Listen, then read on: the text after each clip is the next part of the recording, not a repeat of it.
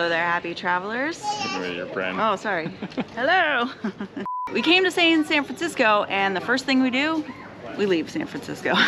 We came just across the Golden Gate Bridge today to the town of Tiburon, and we're going to be hopping a ferry to go check out Angel Island. We've heard this is a fantastic day trip from San Francisco, and we have never been here before or done this, so this is an entirely new thing for us. Angel Island's actually a California state park, and the history of it's pretty interesting. The only way to get to Angel Island is by boat. You can either kayak yourself or take the ferry or a private boat. We decided to go for the ferry, and it is $18 per person, round trip, and it includes entrance to the state park. Since we had a car, we decided to drive to Tiburon and get the ferry from here, but you can also take a ferry from San Francisco to Tiburon and then get on the Angel Island ferry. But the ferry's just about to leave, so let's board up.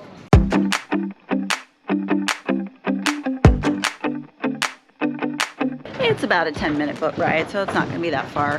$18 per person seems like a lot, but as Kevin said, that also includes the state park entrance fee, which is usually about $15.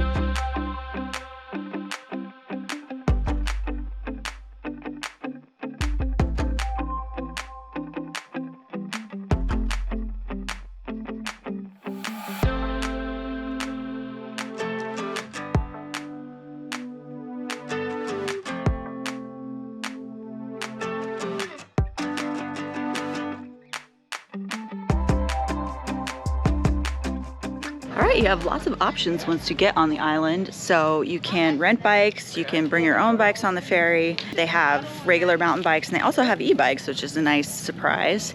Bikes are limited though, so they're a little bit pricey. And there's also, it looks like, little trams and shuttles that take you around the island, although you have to buy tickets for those. There's like this little cantina, get food and drinks. Cool, yeah, so there's lots of stuff to get you around this island.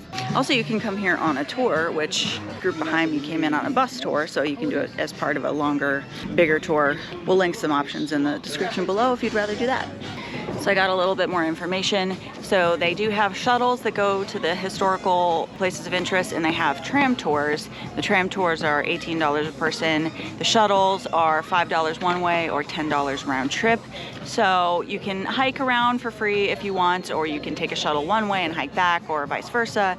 There's lots of options. Whatever your ability, there's an option for you, I think. So that's really nice that you don't just have to, like, they don't drop you off in the middle of the wilderness and they're just like, walk back. But Kevin's taking care of the bikes, and then we're gonna be off on our way. All right, here we go. Yeah, we'll see how much energy he has after his regular bike ride. I have the e-bike.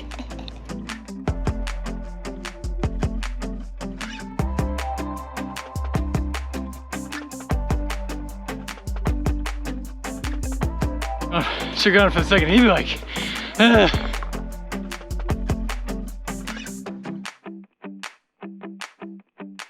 After pedaling a little bit on a bike path climb, we've made it to the perimeter road, which is all nice and paved.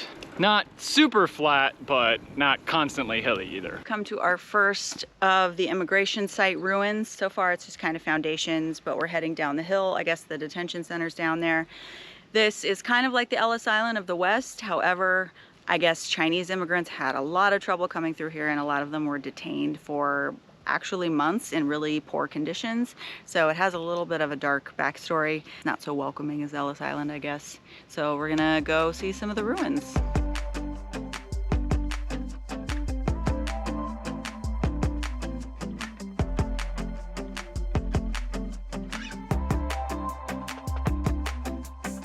So there is a museum here, but it is not open today. Free admission though when it is open. I think it's open Wednesday through Saturday or Sunday, and today is Tuesday. I haven't seen another person down here at this whole site. Maybe it's busier on the weekends, but... So this area right here behind me is where the boats would have docked with all the immigrants, and then they would have been given physicals, and if they didn't pass the physicals, or it was determined that they didn't have enough money to get to their final destination, they were actually held in detention centers here. I guess also the immigrants weren't treated very fairly. A little controversial history for you, which is definitely sad. Looks like all these buildings are closed, but I'm gonna walk up and see if I can just peer in the window of this one, which this is the detention center.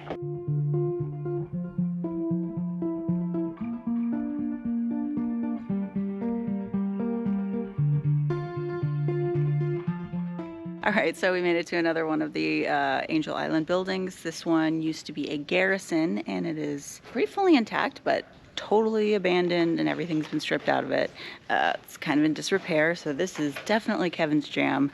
He is about to geek out on some abandoned stuff right now for his other channel. Pretty big building, and you can just go right in. There's no trespassing signs or anything because we're in a state park.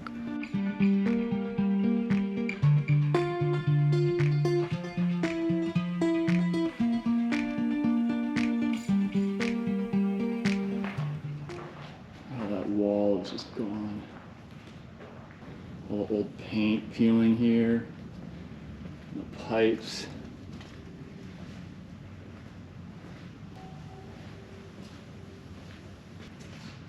An old bathroom. Most of the buildings in this area are all abandoned, but some of them have been renovated into staff housing for state park employees, which I would definitely not want to stay in these places because they look super, super creepy even when they're renovated. But the majority of the buildings are all abandoned. The fort was used mainly for military operations in the early 1900s all the way through World War II. And more than 300,000 soldiers were shipped to the Pacific Theater through this area. In 1946, the fort was closed completely, and it's been sitting ever since.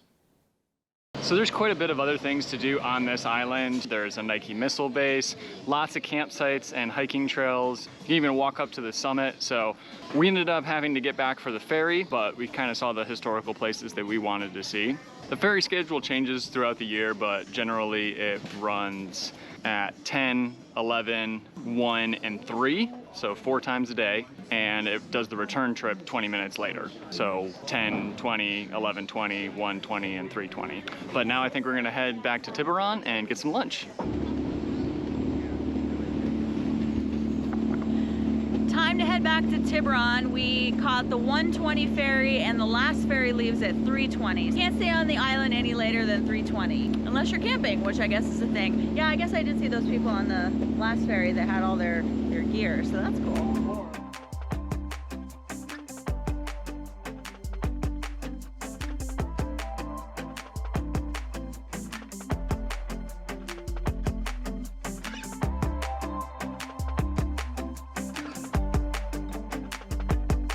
Now we are back in the cutie patootie town of Tiburon. We drove through here to get to the ferry, and I was just like floored by how stinking cute this place is. So of course I convinced Kevin to have some lunch here. We're gonna have lunch at a place right on the water. But this place is just, it's like out of Gilmore Girls or like a Hallmark movie. Oh, so cute.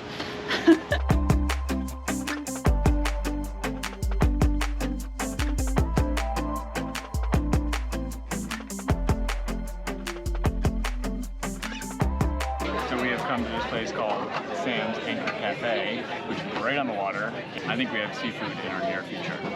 We went for a smattering of seafood.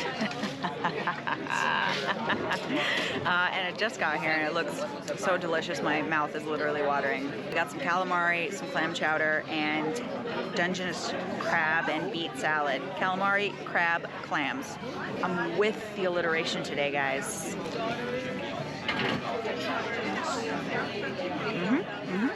That is delicious.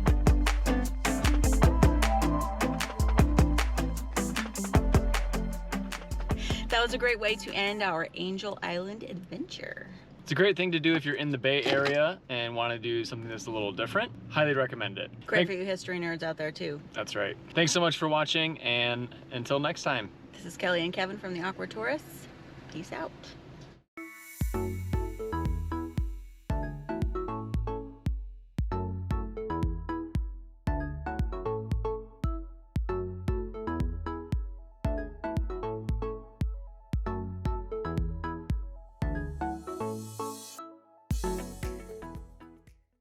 That was a great way to end our Angel Island.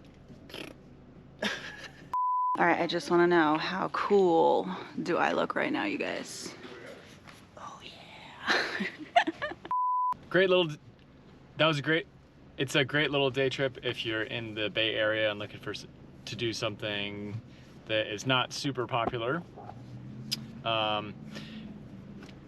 That's a great.